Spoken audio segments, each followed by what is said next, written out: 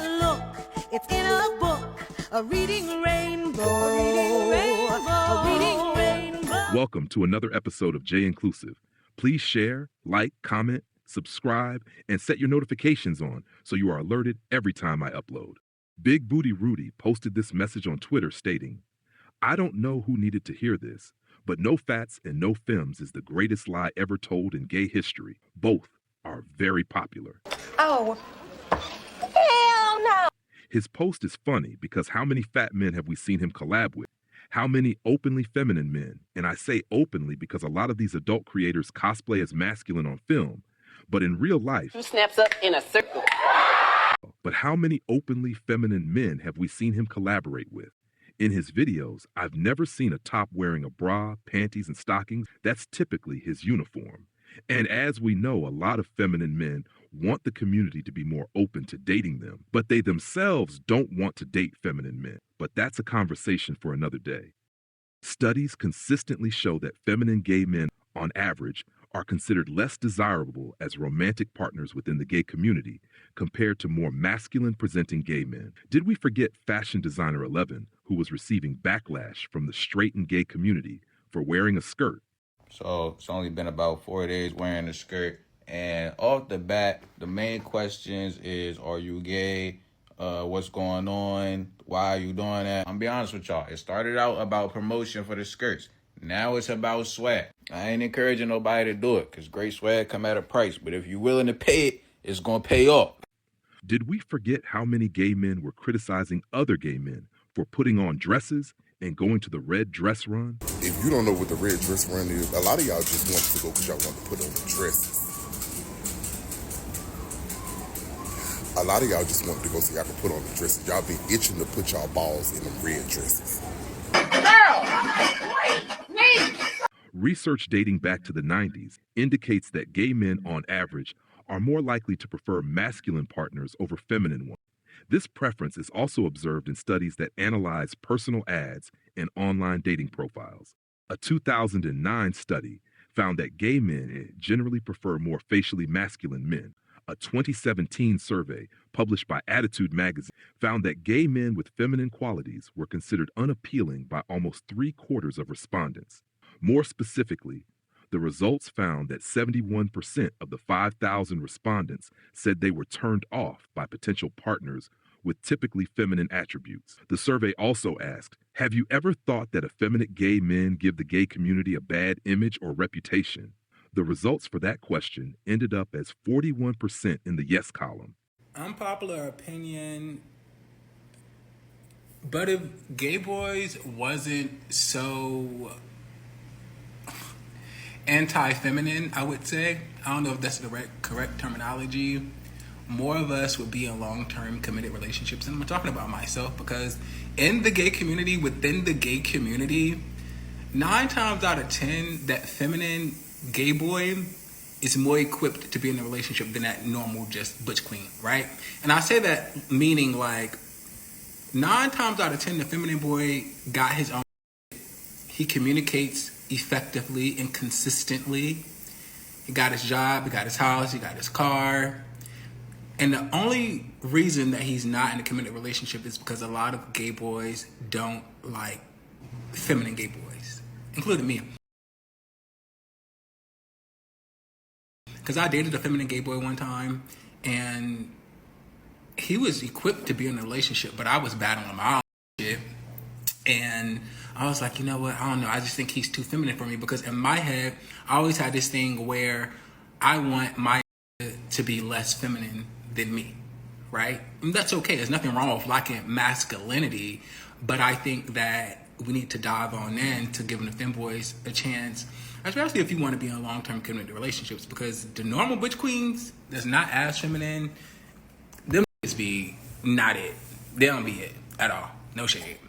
Shit is really disrespectful. It is one thing to have preference. It's another thing to be disrespectful. Like, within your bio is ghetto. And grant the ones that be like, no fats, no femme, like, y'all love femme too. Y'all just putting on a facade. Question, chat. Do y'all take offense to those no fats, no femmes post? I can see how they can be rude, depending on how you're delivering it in what context. But a lot of times I just look at it as like a preference. I prefer shorter girls, dainty, tiny girls, long black hair. I like dudes that might be tall, have muscles. That's a preference. And it's beyond like just the physical. It's a preference because it's like the mental.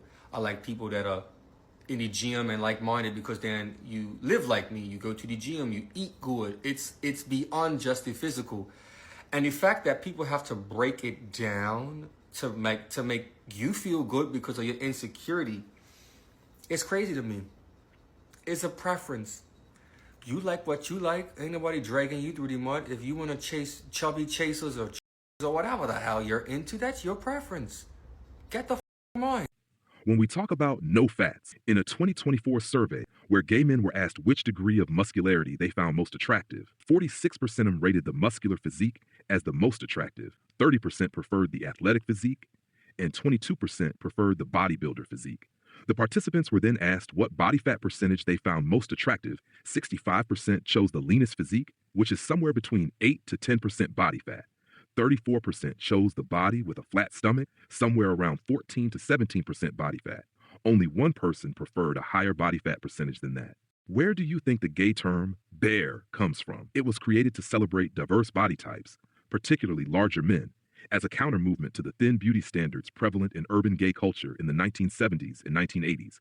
It began in San Francisco, gaining visibility with a 1979 article in The Advocate, and was further popularized by Bear magazine in 1987, fostering a sense of community and self-acceptance for those outside mainstream gay aesthetic. Hey gays, real quick.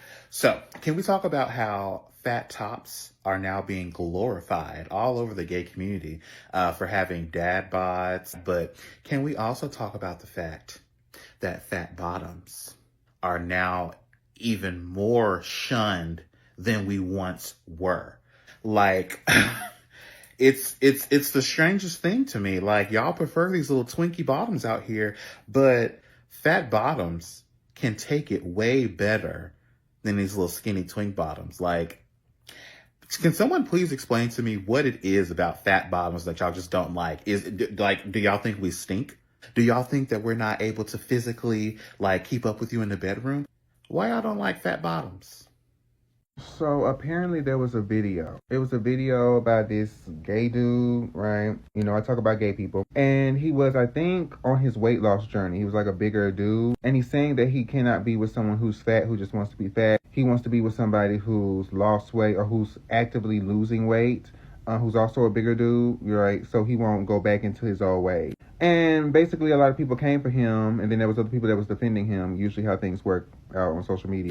Some were saying it was the way that he was articulating it. It was the way that he was approaching it. And then others were sitting there saying, okay, well, you guys are doing too much. You guys misinterpreted what he was saying. And I think that his feelings are valid. Here's the thing, as somebody who's a bigger dude, I have yet to actually get into the gym. I've been busy just existing and living. The gym is very much a commitment. Eating healthy is a commitment. I have done gym and I've eaten certain types of foods and yo-yo diets since I was like a teenager. I find this to be so interesting because at the end of the day, I think people are really upset with him. I haven't seen the video, so I'm just going to make an implication, right? I think people are upset with him simply due to the fact, yes, his delivery probably, right? He probably was being a little bit extra, as most gays are. But he's also a bigger dude. People do not think that bigger gays, bigger people in general, but especially like in the gay community, bigger men should have the ability to even have like preferences. It's very much, you should be grateful for what you have, especially if you are a bigger dude and you are feminine. You should be grateful that somebody likes you, especially if it's a masculine man. Who cares if the face is chopped, if he has abs, if he has a big old, you know what, then you should be happy and grateful that he picked you because, I mean, just look at you. There's a lot of wanting to humble people who do not fit into a very specific type of body, right? Who have specific kind of looks. It's very much, I need to humble you. I need to let you understand. I need to let you know that there is a hierarchy and you're at the bottom. Right. Even in that conversation, I was talking about, you know, why do all of these black men in Hollywood, these gay black men, have white partners? There were some people who were stitching and some people making comments talking about, well, black bottoms are at the bottom of the hierarchy. And so at the end of the day, as a black bottom, even if you have a chiseled, you know, physique and you have a nice jawline, everything looks good, skin is clear, I mean, teeth are white, everything's perfect, right? It's still difficult because you are a and you are not a twink, and so you should just sit there and be grateful for the fact that this white guy picked you, right? Especially if he's conveniently attractive. It's just so disheartening to me, because if you are somebody who is big and you have confidence, and you are somebody who's big and have confidence, and you are somebody who dresses well, and you are feminine, there is still this thing of, I have to make an example out of you. Most of the dudes that I've seen online who are big, maybe I would say maybe they're like butch queens. I won't say like they're fully committed to being feminine, but like they're not fully committed to being masculine. They're kind of in between. I've seen them go from being like, you know, these bigger dudes, you know, loving it, to all of a sudden you blink and now they're jacked.